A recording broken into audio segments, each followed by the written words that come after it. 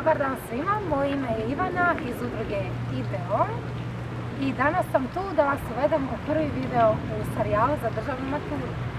Prva tema je Milutin Cihlar-Nehajev i njegovo djelo Bijeg iz vašeg ispitnog kataloga. Znam da niste pročitali Bijeg, zato pogledajte ovaj video do kraja. Naime, Milutin Cihlar-Nehajev rodio se 1880. godine u Senju. Imenom Milutin Cihlar, a Nehajev je preuzeo od Senjske tvrđave, iskazujući tako ljubav i odanost rodnom kraju. Predstavnik je moderne i napišite to u prvoj rečenici vašeg eseja. Istaknuo se kao romanopisac, novelist, dramski pisac, likovni glazbeni kritičar, esejist i novinar. Nakon školovanja u Beču ušao je književnost 1897. dramom Svječica i Prijevod. Pokrenuo je časopis Lovor, a surađivao u Balkanu i Obzoru, te brojnim drugim časopisima.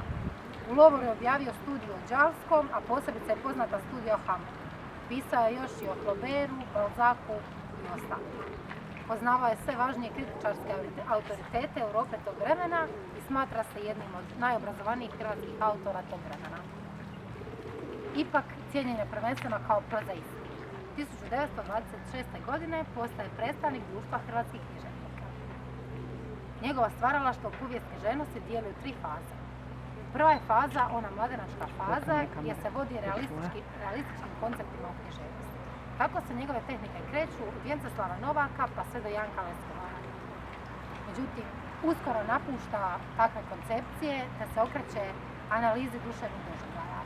Tada počinje njegova druga faza, koja traje sve do Prvog svjetskog rata i iz te faze potječu zbirka novela Veliki grad te roman Bijeg. Tada je njegova vizija svijeta i društva te čovjeka kao slabog i nemoćnog subjektivna i individualna, a zalaže se za umjetnost koja će biti autobiografična.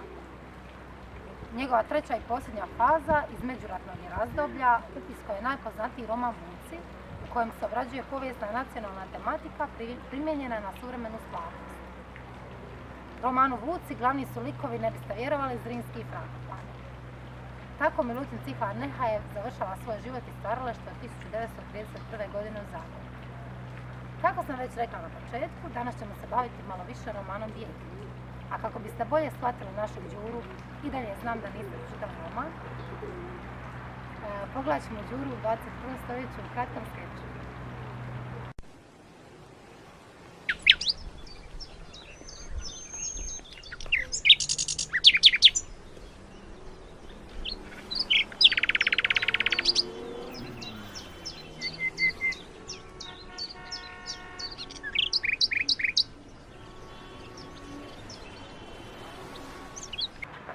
Ajme, ubit će me ovi izlasci u Kosova.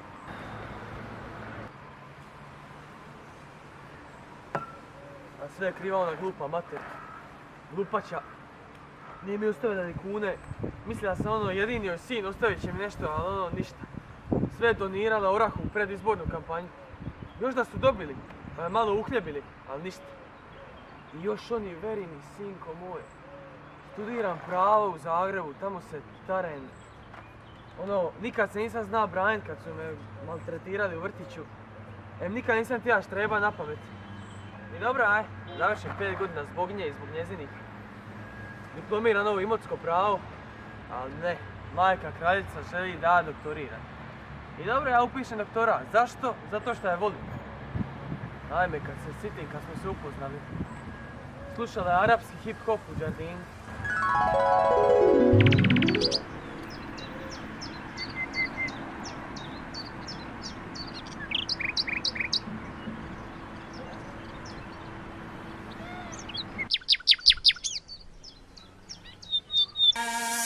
ارهاب كلام طالبان رب يولع في المكان مفيش امان هنا في المجال واللي يمشي ورا العيال اسمع من بابا وقول لي يا برا غني شغلك عرب بابا مرته في رب والحال اتطور جاته بس اوعى تتعور مهما عملت مش هتوصل هنا الاصل شوف ودور قدام الكاميرا بتصور بتكلم على اللي شفته على اللي عشته على اللي صرفته على اللي كسبته على اللي خسرته على اللي مات وراح وخد معاه كل الجراس سبح مزيكا من زمان وقد الميكروفون هعمل لك روشه في دماغك حاسب لك قلبي بيصوم لكل صوره تشوفها لك برضه بنفس الهدوء. Vera, studentica judaistike i romskog jezika, Ona je predobra, ali ova njezina mater. Sine, dobila je slom živaca šta nakon promocije nisam išla kod nje, nego sam se zapija s prijateljima u sidru. I onda mi još zabranila da se čujem s Verom preko fejsa. A dobro, onda sam dobila posao predavat politiku i gospodarstvo u Imotsku. Pa nema šta bolje. Dobro, bilo je odlično na početku, ja, dite, oni, dica. I onda me jedan put zva ravnatelj, govori da se ja trebam više potruditi, učit dicu kako utajit porez. Ja gledam šta, pošto sam bio pjesnički tip, ja pisao dramu. Zvala se Revolucija u Glavini Donjoj. Bilo je odlično. I onda ovi iz Imotskog poludili. Dobro što sam ih gadio, aj. A šta pišem drame? Pa je samo možda neki peder. Ili možda Ante Tomić. Ali aj, dali oni meni još jednu priliku za posao i tako. Izvala mene jedan put Vera da dođem kod nje gori, ali ja nemam ni kune. Počeo se kladit. Kladio sam se onaj put Hajduk protiv onoga ženskog nogometnog kluba Marjan. I za ne fali Hajduk spuši. I tako ja ništa nema, nikako ne mogu. I međutim počne se oko mene vrtiti ova jedna Darinka i njena Minka, prijateljica. I čača od ove vlasnik najveće birtije u Imotsku. Ja dolazim često, pojist popije nešto malo. Jedan put ja sjedim tako uletim ovaj s posla Lukačevski. Kad ću ja ženim Minku? Ja njega gledam, on govori da se ona umiva svako jutro, da to u Imotsku znači da je žena zaručena. Ja govorim, gledam u njega, najnormalnije, puka sam ga šakon. Nakon toga mi uleti Darinka, isto da je sve to istina. Ja govorim, nije sigurno, mi nismo zaručeni. Ja puka. Zapija sam se s ova druga dva prijatelja. Išli smo okolo pivali Torcidaške pisme i na kraju završili na onome Modrom jezeru. I sve je otišlo dobro. Njezina mater je nju udala za nekog drugog, da ja nju varam, izgubila sam posao, dobila tamo otkaz i tako ništa mi ne preostaje nego pizza. Nadam se da vam se svidio skeč, a sad ćemo zazbiljno, pričat ćemo o stvarnom Đuri Andrijaševiću.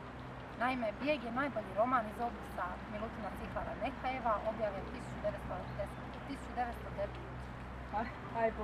Roman Bijeg je najbolji roman iz opusa Milutina Cihlara Nehajeva, objavljen 1909. godine. Tipičan je primjer psihološkog romana koji se u prvom redu bavi stanjem svijesti svog protagonista Đure Andrijaševića, njegovim ponašanjem i snalaženjem u društvu.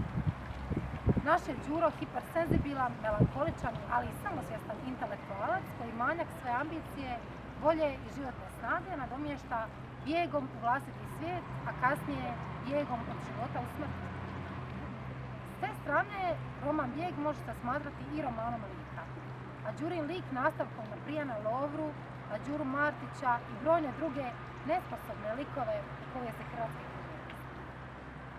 Đuro Andrijašević nije novi tip lika. On se pojavljivao, ali on je moderni tip suvišnog čovjeka.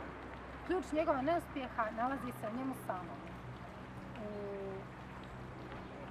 U njemu samome, u odnosu prema ženama, u odnosu prema znanju, majci, poslu, stvaralaštvu i životu općenito.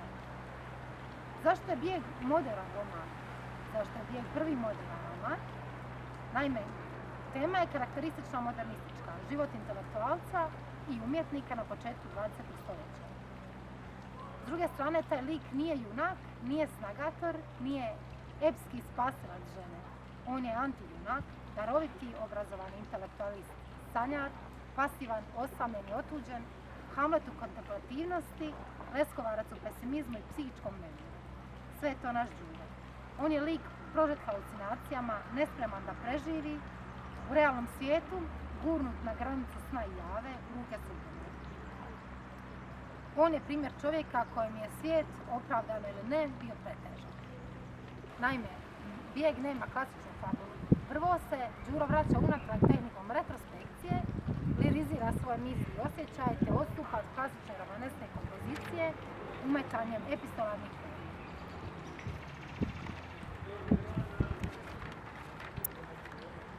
Nadalje, u opisima krajolika Nehajev slika impresionistički, sinestetično i simbolično. Naime, pejzaž može biti lijep ili ne. Gleda isto more koje može biti lijepo ili ne, sve u skladu s Đurinim mislima i osjećajima. Tu se nalazi psihološka analiza lika, njegova psihološka motivacija. Đuro umije, Đuro neprestano umije. vremenski slijed je, kao što već rekao, retrospektivan, isprekidan i nije konstantan. Nehajev, međutim, opisuje i cijelu galeriju likova malograđana koje ironizira i među kojima stavlja Đuru koji se nikako ne može uklopiti i snaći. Takvi su likovi primjerice Ravnatelj, Rajčić, Gračar i njemu slični. Međutim, rekli bismo da Đuro nije sposoban za društveni kontakt. Rekli bismo krivo. Đuro ima svog prijatelja Tošu koji živi u Slavoniji. I Toša je suprotnost Đuri. Možda je Toša ono što bi Đuro htio biti. Toša radi, Đuro umuje. Toša rad i spas, Toša radi da pronađe spas, a Đuro umuje da pronađe spas. I Đuri slabije ide. Na kraju krajeva, Đuro u svom posljednjem odustanku od svijeta i svega razočara se i u književnost. Nakon pokušaja stvaranja komedije Revolucija u Ždrenju, koja neslavno prođe u malograđanskom staležu, Đuro odustaje od pisanja. Završava razočaran i jedino u čemu se smatrao drugim. Na kraju Đuro počini samoubojstvo. Roman završava tragično, a samoubojstvo u romanu predstavlja Đurin konačni bijeg od života, svijeta i stvarnosti u kojem se nikad nije snašao i kojem je jednostavno bio moguće. To je poruka Nehajeva o sudbini intelektualca i književnika u kuenovskom i postkuenovskom društvu. Toliko od Đure. Hvala vam što ste odgledali naš prvi video. Vidimo se i drugi put.